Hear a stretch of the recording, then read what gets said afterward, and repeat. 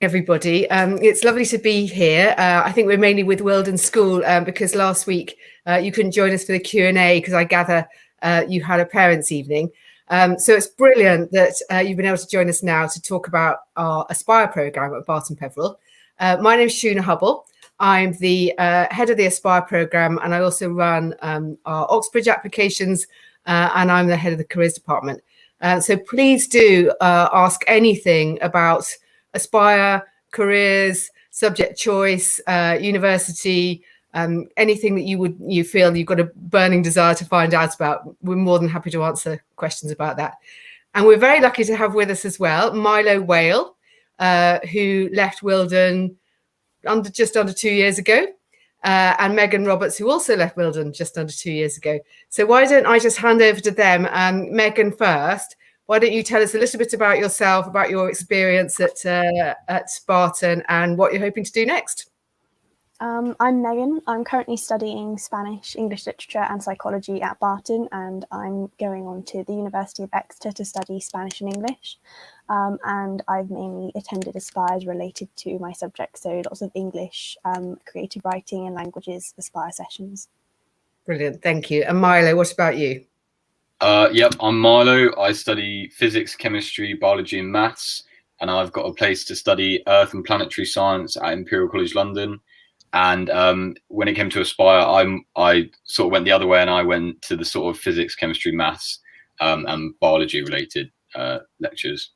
Fantastic, thank you. And can I just encourage people to just there's a chat function on your screens. So if you've got any questions at all, just post them in the chat. And also, if you agree with a question, then just click on that as well, because that'll be more likely to be answered. So please do join in with any questions that you want to answer, want to get answered. Milo, perhaps you can say a little bit about what your Aspire highlights were, because and how that helped you with your decision making to decide what, because obviously Earth and Planetary Sciences, it's not something you're actually studying at A level per se. Yeah. So perhaps you could give us a little bit of a guidance as to how you came to that decision and how Aspire might have helped you. Sure. So it was definitely because I chose slightly a more niche subject area to go on to study at degree.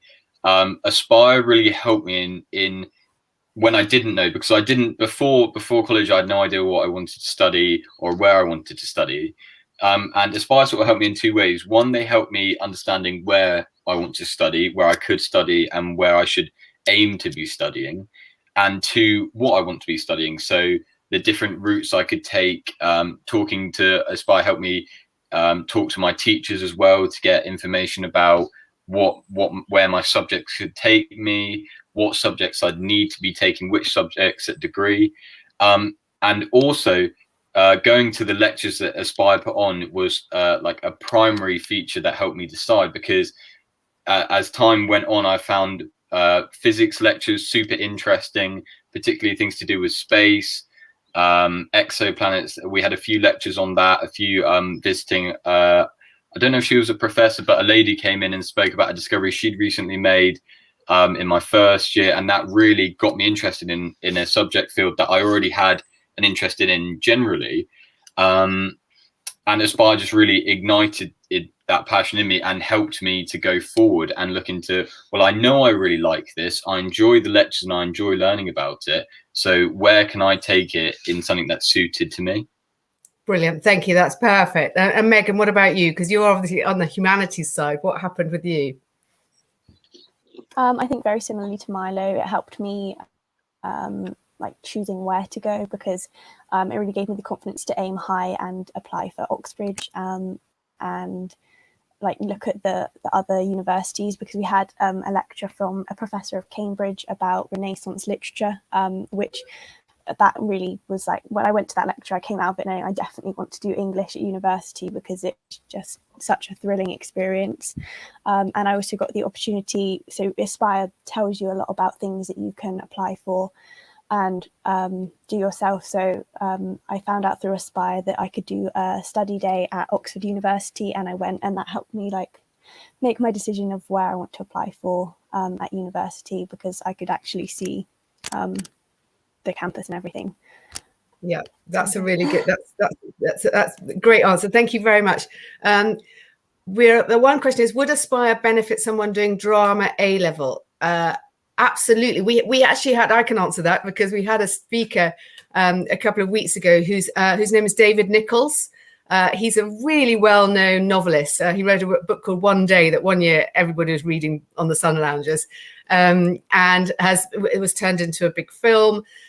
He wrote the Patrick Melrose Chronicles, and he's adapted stuff for, so he's adapted novels and books for theatre and for TV and films.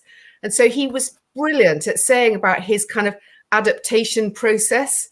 And people who were studying drama and film really got a lot out of that. So we're trying to make sure that there are so many different speakers who can kind of touch on lots of different areas and make students realize that it's not just necessarily about what they're studying at A level, but what they can then go on to do with those subjects, either at university or beyond. So, David Nichols was a really good example of, everybody studying English loved him, but also people studying drama, film, performing arts. And actually I thought he was fantastic, and I did modern languages.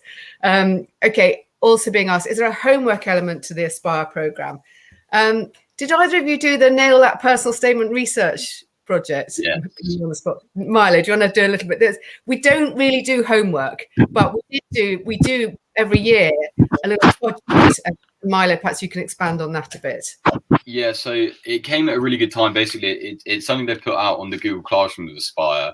And if I'm right, Sean, it's a research task. And I can't remember the format, but I think it was something like a paragraph or 2 paragraphs where you basically research what you think you're interested in, or just something you find interesting, and find information about it, go beyond your syllabus, look at credible sources, and forge opinions on it, and in a way that will later on help you write your personal statement.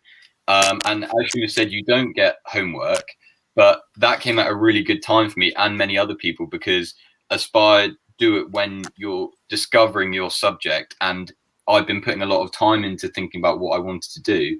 And so I already had ideas about earth science and geology and planetary science. And when that assignment was put out, it meant that I could pick up the books I was reading and take ideas further online and put them into an actual document, which was my first experience of doing that, which you then do a lot more later on when you come to writing your personal statement. Yeah, we actually found it was quite interesting. Last year was the first year we ran that, and we really saw the difference in UCAS personal statements when students had done that, because they were asked to research an interesting researcher, somebody who'd kind of caught their attention, and to go deeper into find out about that person and what they'd been discovering. So, and that was across the board, not just in science. And I think it really helped with statements, and we're about to do that again this year. Megan, did you do that? You did the translation exchange, didn't you? Yes. Yeah. Do you want to say a little bit about translation exchange? You found out about it through Aspire and through your mentor, didn't you? Yeah. So I had a mentor who helped me get in touch with them. So the translation exchange ran a book club where we all read a book in translation. So we read the English version of it, but it was translated from English. It was Hurricane Season by Fernanda Melchor. And it was The Island by Anna Maria Matute. And then we all joined a Zoom call, because obviously we were in a pandemic, and we all discussed the book and what we thought about it. And we went into breakout rooms and brainstormed ideas. So it was a really good experience, that. So it did mean we had to read the book in our own time, but then we also got to all share ideas at the end of it. Yeah, I think it's really good. We try and encourage as much active learning as possible. So this year we brought in something called a reflection log, and we've had it sponsored by Collins Books. And students have been encouraged to write reflections on everything they've done through Aspire. So they reflect on it. They say what they found interesting or surprising, and then they also say what they're going to do as a result of having seen that talk or gone to that event. And then each term there are prizes for the best ones. I've just been giving them out today, and it just means that students can really think carefully about what they've done. It's not just a case of just passively sitting watching a talk, which is it's all too easy to do. Megan, are there specific lectures and sessions targeted at different subjects? Well, perhaps you can answer that, Megan, because I think you went to quite a few across the board, didn't you? Yeah, so they do have them. They're on quite niche subjects. Like we had one that was, we had a linguistics lecture that was quite specific, and then one from some people who wrote blogs for mothers, which you wouldn't really come across mother blogging in an A-level curriculum, but it was still related to English literature and English language. So most of the talks, like, they cross a few subjects, but they are like aimed at certain interests and certain subject areas. Yeah, and actually it's been great this year because of the pandemic. It's really kind of thrown open the type of people that we've been able to get on board. So, you know, whilst we did rely very much on people who were local, now we've had a professor of genetics from Manchester University who's written an award-winning book. We've had somebody else who was a writer on Mary Wollstonecraft, who's from London, and who commissioned the very famous or infamous sculpture of Mary Wollstonecraft, the famous feminist icon. So we've been able to just kind of trawl beyond our immediate area. And that's been really good. And we had, at the beginning of this year, we had Adrian Chiles, the broadcaster, who really came on to talk about failure and how you deal with failure. So it's been great because people have really engaged with lots of different subject areas. And so that's been really promising.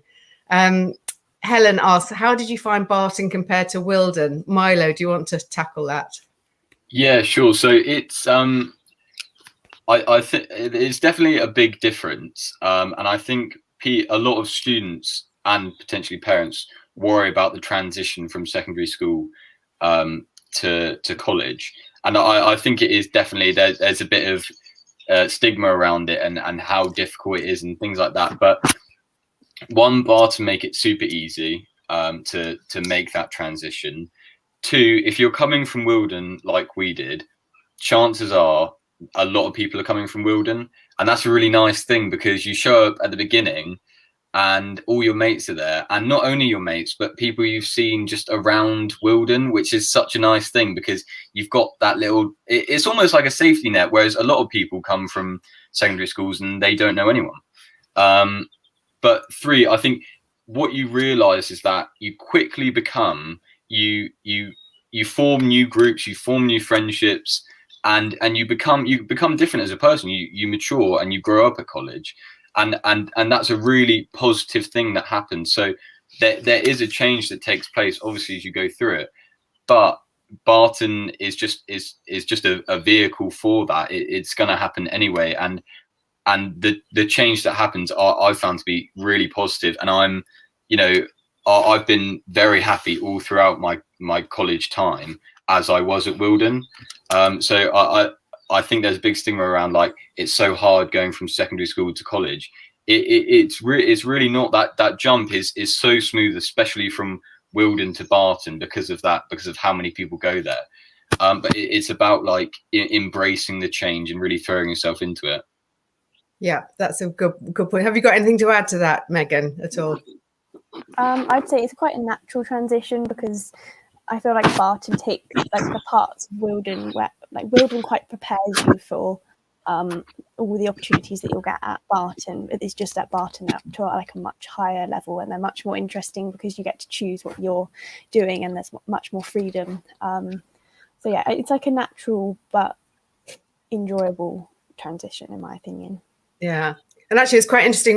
One thing that we really do find is that with Aspire, it's so easy to make friends because people make friends within the Aspire program. You become a bit of a gang, and it's been lovely to hear. They're all going to the same 18th birthday parties, obviously when we're not socially distancing, but it's been a lovely, the sort of the whole Aspire pack mentality has been really good, and I think everybody really benefits from that. It's lovely to hear them all sitting down in the cafe talking about equations and things. So we really love that.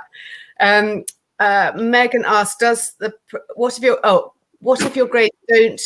No, Modi asked, what are the grades don't requirements to a particular subject? That's something that we do discuss at enrolment, and you have a proper discussion with a member of staff at enrolment. To get into Aspire, we do ask you to get an average of 7 at GCSE. If you don't quite make that, then do come and talk to us at enrolment, because we may be able to fit you in. And also, if we can't timetable you, we can certainly invite you into the Google Classroom, so you can be aware of all the events that we put on or that we're telling you about. But in terms of particular subjects, for example, in order to do maths A level, then you would need at least a 7 in maths. We do that because we don't want to set you up to fail, and you need to be kind of reaching a certain level in order to be confident in those subjects. But it's something when you come for taster days or when you come for enrollment, extensive discussions with you about all that. I think it's so important that you're on the right subject. So yeah, definitely we can help with that. Megan asks, does the program include careers advice? So Milo, perhaps you can say, did you get much careers advice? Yeah, sure. So I mean, so Aspire sort of, I think I'm correct in saying this, that Aspire and the careers service are sort of, they overlap quite a lot, and they're one and the same. So if you go to Aspire, you can get careers advice, and if you go to careers, you can get Aspire. But they also do stuff like the careers fair and the university fair, which were both really great. But yeah, I think my experience with careers advice was speaking to the Aspire team about, I was thinking about biology versus earth science, and I was thinking about job prospects and things like that. And I got some really useful advice from you guys, which was get to university, do what you love, do what you enjoy, do what you find interesting, and jobs will come from there. You will find where you're meant to be. There's no point doing a degree just to get a job, because you'll spend years of your life doing something that you're just trying to get through, and there's no point in doing that. Whereas I could go and do something that I really enjoy and find a job from there. So that, I mean, once I had that advice, I stopped worrying so much about I need to find a career path, I need all this, and I started focusing on the next thing in front of me, which was university. But that bit of advice was so fundamental to my careers viewpoint. Yeah, that's a great point. Thank you. And actually, whilst we're talking about advice and support like that, Megan, perhaps you can tell us a little bit about mentoring.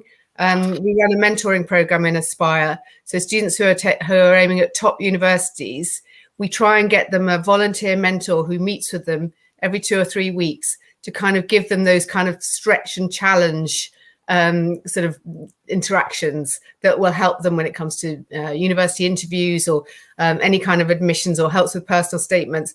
Megan, do you want to say a little bit about that? You had Richard Richmond, didn't you? Yeah. Richard was really lovely. He previously went to, I think it was Queen's at Oxford, doing something languages related.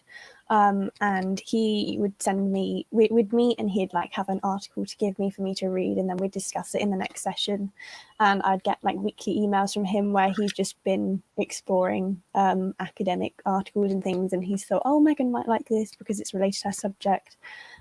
So he'd just be sending me things all the time to read, and I could talk to him about like any questions I had about the subject or interviews or what it's like at Oxford. And yeah, it was just quite nice to have someone who was there to have my back, and like give me a bit of support when I needed a boost, because he was just really sweet and really lovely. Yeah, that's great. Thank you, Megan. And Milo, you had a mentor as well, didn't you? Yeah, I had Charmaine, and she was I think she went to Cambridge and she studied engineering, and she was just so useful, and just again such a lovely person, and she was so nice to me. And I think what's so amazing about the mentors is they're just giving up their time to help you, and it's I've used this analogy before with Sheena, but it's somebody in your corner fighting for you and pushing you to do the best you can in whether that's Oxbridge or any university process that you're going through to get the best possible outcome. And it's just a level of expertise that is so useful. They've got such a keen eye over your personal statement, over how you present yourself in interviews, how you address problems in interviews, things like that. And it's such a useful experience. It's definitely one of the highlights of Aspire. Yeah, thank you. Rihanna asks, when do we find out if we get a place on the program? You actually find out basically if you get to 7, you're on. And the thing is, when you get, you will have it added to your timetable when you've been enrolled. So that's when you find out. So you just got to, if you want to be part of Aspire, you just got to do brilliantly over the next few weeks. And then you'll be in. So, there's no kind of negotiation about it. How would you compare the Barton Peveril Aspire program to Peter Simmons' equivalent gifted program? Well, I can answer that. The thing about the Barton Aspire program is that it's timetabled. So it's every Tuesday afternoon. It's optional. You don't have to attend everything. But it is timetabled. It's not at lunchtime. It's not in the evening, and it's delivered by people who are from outside college, who are eminent in their fields, and I think that's really important. And it also includes, so obviously it's that as there's the regular speakers and that kind of thing. So you kind of have that as the sort of backbone of it. But then we have the mentoring program, which really kind of adds meat to the backbone. And then we also have, so our mock interviews. I know you will have had, you've had interviews for Oxbridge and Milo for Imperial, you would have done. For our mock interviews, we don't get, we don't have kind of, we have the odd teacher or governor who does it, but we actually have our mock interviews done by Winchester College, which is a local independent school with a 600-year tradition of sending students to Oxford and Cambridge. And that's fantastic because they really, really put our students through their paces because they are real experts in their field as well. And so we had 96 students doing mock interviews with Winchester College this year, which was a record. And so that makes a big difference. So the main things are the timetabling, the mentoring, and the links with Winchester College as well. I think those are what make the difference with Simmons. Simmons, I'm sure, is also very good. Do you want to say anything else, Milo, about anything else that we've missed out on, or what your highlights have been over this last couple of years? I did want to mention on the mock interviews. The mock interviews were such a useful experience because if anybody here is looking at Oxbridge and you're lucky enough to get an interview, it is very daunting because you suddenly realise I'm going to be in a room. So you choose your subject and you love your subject, and if you're anything like me, you'll think you know the entire subject, and of course I did. But you suddenly realise that in a couple of weeks you'll be in a room with people who actually know the subject really quite well, and that becomes very daunting because they're also going to ask you questions that you don't know the answers to, and that's deliberate, and they're going to be very difficult questions that you have to work through in a certain way.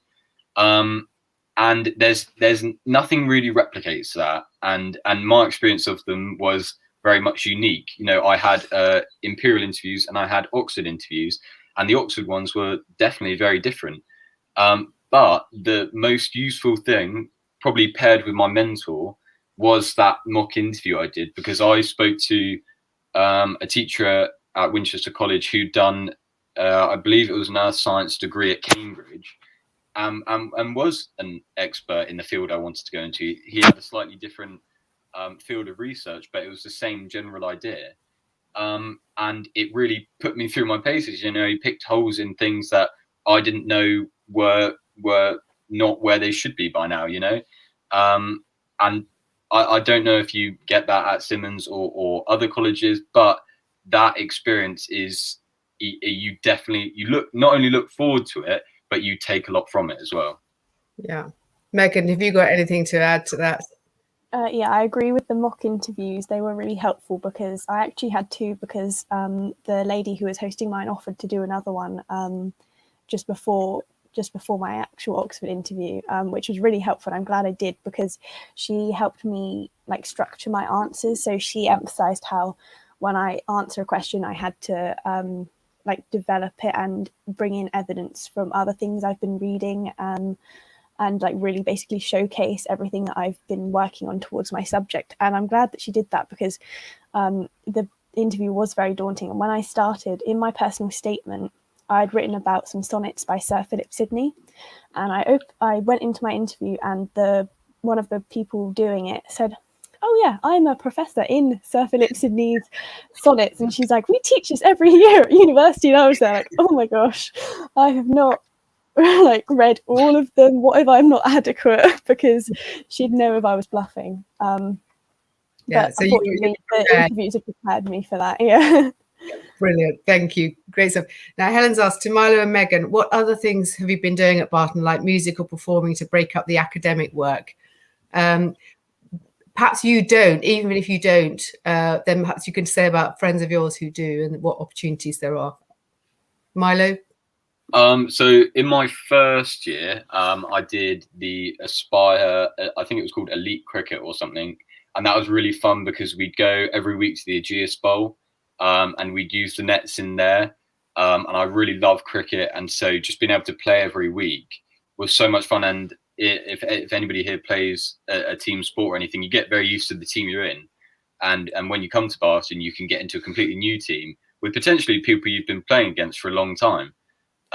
So people on the other teams, so for example, I played against Fair Oak a lot as I was growing up, and suddenly I was playing with a load of Fair Oak players, which was quite funny. And I just really enjoyed it because it was on something like a Tuesday afternoon or something, and it was straight after like chemistry, and it was just brilliant because I'd just leg it out of college to the Aegeus Bowl, have a good hour or two of nets, and then just come home. And it was you didn't feel like you were at college anymore.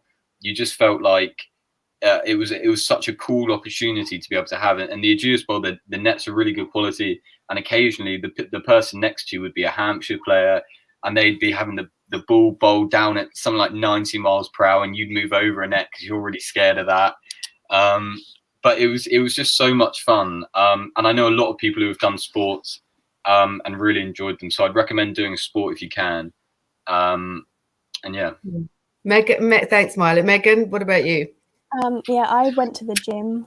So they have like a gym where you can go, and Paige is really lovely in there and helps you out. And also you can get involved with like college related things. So I've attended like student senates, so you can represent your tutor with like certain subjects. So we've spoken about like different Q extras that we want adding, and things like that. So you can like make a difference. It's a bit similar to the focus groups at Wilden. And also I've gotten involved with marketing a lot. I've basically become their slave. And like it's given me loads of opportunities to, like, we did a piece for ITV, and we've done question and answers for lots of upcoming students and open evenings and things like that. So you can just get involved with like really promoting the college and learning those like communication and presentation skills. Yeah, I think that's really, really important. And I hope you know about Barton's Q Extra program, which Megan referred to then, which is that we have such a massive range of extracurricular activities, from bands to musical performance to sport to, I mean, we just started a debating club within Aspire. We've actually next term, we've got the Aspire student takeover, where there's going to be a student committee who's going to be running Aspire next term, and they're going to be doing what they want to see. And that's giving them kind of leadership and community and committee and teamwork kind of skills as well. So we're trying to sort of develop the whole individual. So whether you're in Aspire or not, there are so many opportunities to join the Q Extra program. There's, we do encourage everybody to take up some Q Extras. Because it just means that when you're coming to write your applications or doing anything in the future, you've got something to talk about. And I think that and also as Helen, you've rightly put, it just gives you a bit of a break from your academic work, and that's so important, definitely. Brilliant. Okay, well, I think we've come to the end of our time. So I hope, and I think there's no more questions, but please do get in touch through probably through marketing. If you've got any questions about things like, what subject to do. I've been answering questions all week about what subject students should be doing. But yeah, please do get in touch with us. And also, I'm imagining you have, I know you have a good careers department at Wilden, so they'll be able to help you too. But we'd love to see you in the autumn, and certainly before that in Taster Days and at enrolment. So thank you very much for joining us.